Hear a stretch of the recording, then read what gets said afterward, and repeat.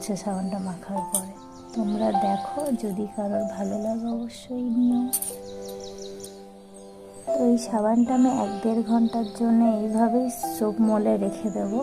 তো 1-1.5 ঘন্টা পরে আমি এটাকে উঠিয়ে দেখব সাবানটা কতটা সুন্দর হয়েছে। দেখো, ঠিক এইভাবে জমিয়ে দিয়েছি, আর নাড়াবো না আমি। সাবানটা খুব সুন্দর কালার এসছে, পুরো সেম অরেঞ্জের মতনই কালার এসছে। এটা আমি কোনো কালার মিক্সড করিনি, পুরো ন্যাচারাল কালার। যাবে অবশ্যই ভালো লাগলে কমেন্ট করো।